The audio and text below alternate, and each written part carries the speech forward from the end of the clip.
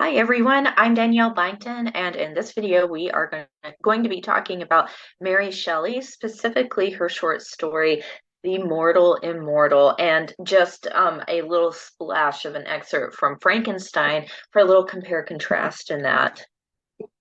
So in the biography of Mary Shelley, I have mentioned her in a couple of other videos that in which we had a sort of introduction to the Romantic period, and you had some excerpts from human rights oriented pieces. One of those was from Mary Wollstonecraft, who is the mother of Mary Shelley. Her father, the William Godwin, is also notoriously associated with political philosophy. As her mother is usually referred to as sort of like prototype of feminism. And we have also talked about in another video Percy Shelley, her husband, in the video for Ozymandias.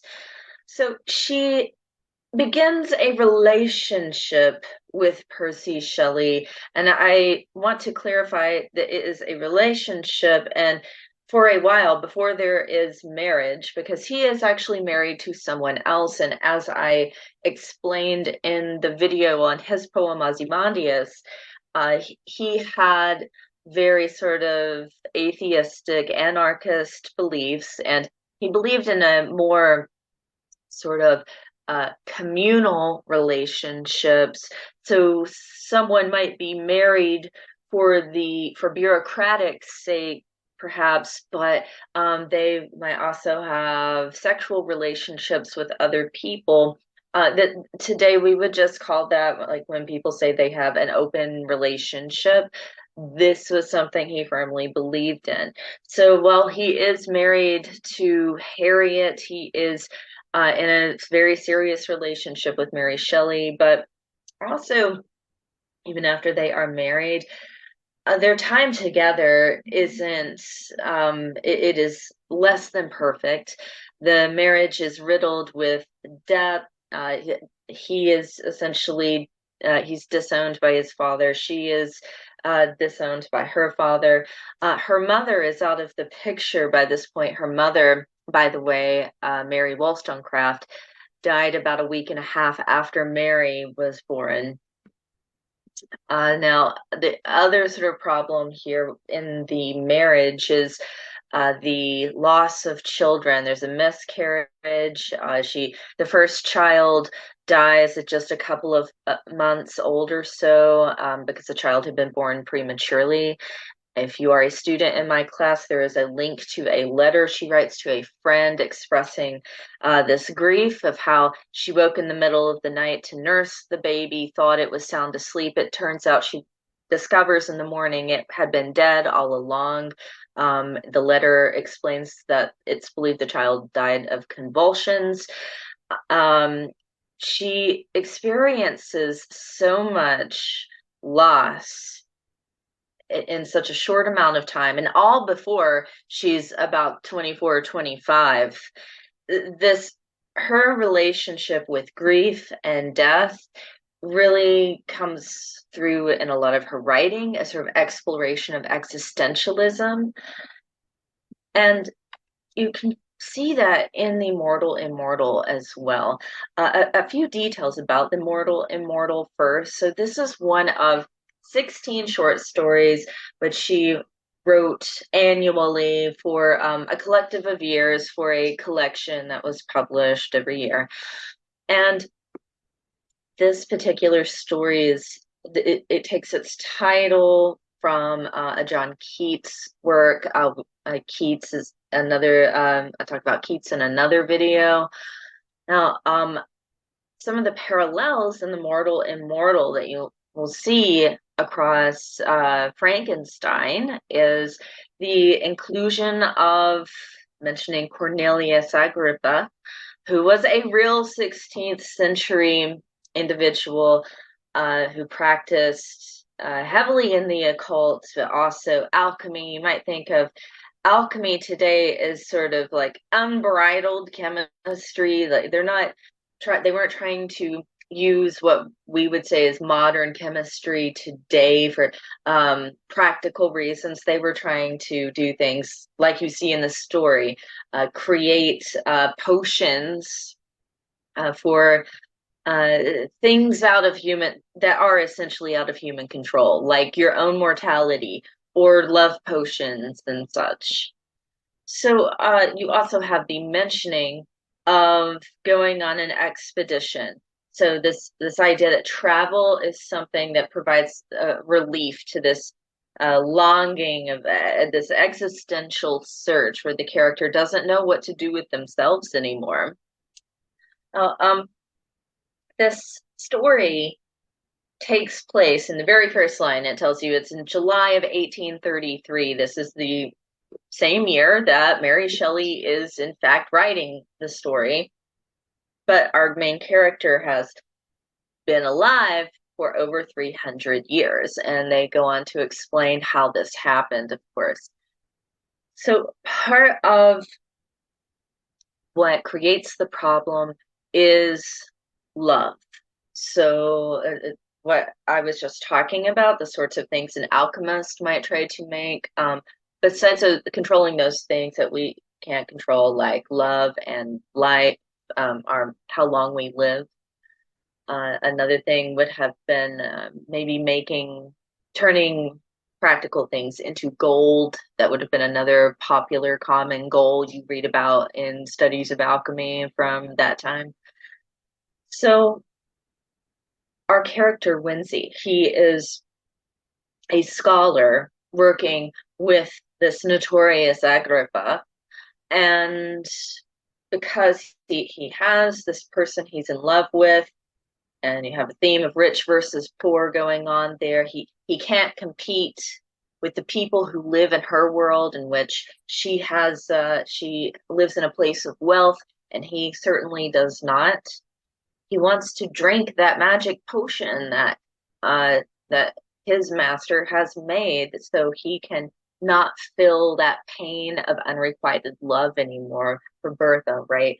But then it turns out that that's not quite what it's used for, and he has accidentally made himself ageless. I'm going with the phrase ageless life in this case because, as you see in the story, the character brings up a few times about, is this about longevity or is it immortality?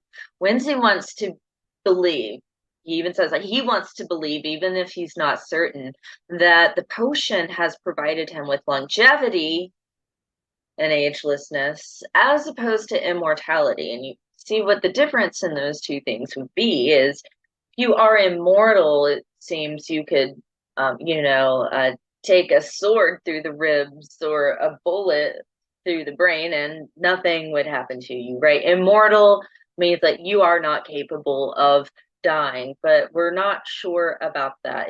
This seems to be just this audacious type of longevity he's acquired from drinking that potion. And he also details how he only drank half of it.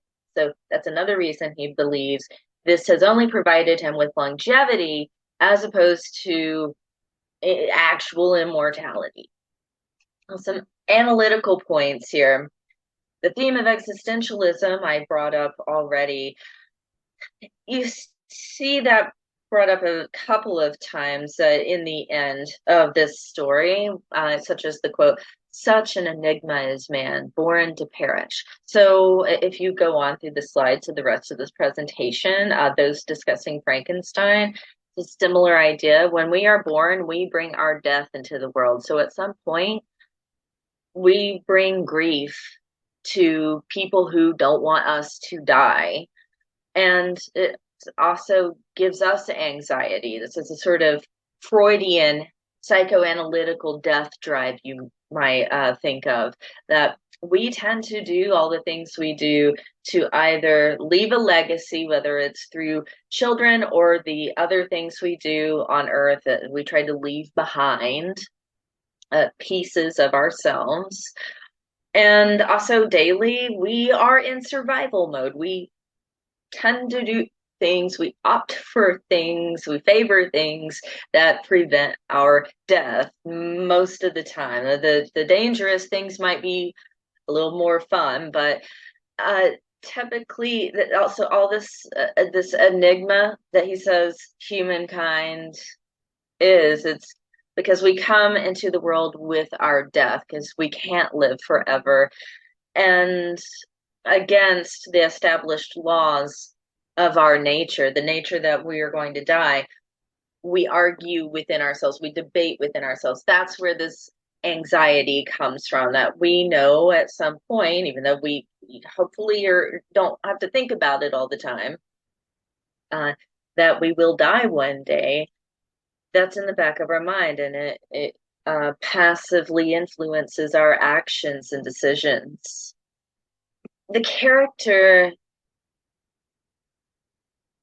the character is desirous of death after living so long, but it's interesting how the character clarifies they do not want to commit self-harm, and they also don't want to make another human being guilty, like have the blood on their hands of murdering of murdering Winsey, right? Um, this conflict, though, about the rich and the poor that I mentioned earlier, so that is a sort of classic conflict trope across many narratives. Another phrase for it, in which you might see it referred to, is the country mouse and the city mouse. All that means is you have two sort of different rhythms happening there, and so it keeps things interesting. An example of that might be, say, on like something like the Andy Griffith Show and that little perfect town of Mayberry. So it's its own vibe, but if someone from the city, from the big city, comes into Mayberry, that person, that place instigates our understanding that that person is a different rhythm of the story.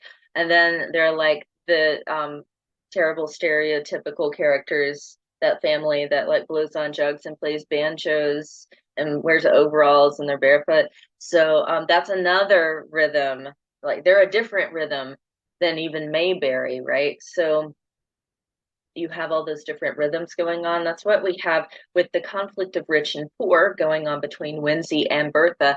And that is later transformed into youth and aging, because it's like you always want what you don't have. That's where our source of conflict is coming from with the two. Now, the excerpt from Frankenstein, if you are a student in my class watching this video, the excerpt from Frankenstein I assigned is that moment in which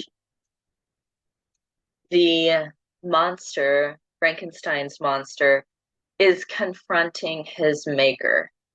These sort of this dialogue going on between the two of them is similar to what Winsey is going through in the existentialism moment in the last half of the story.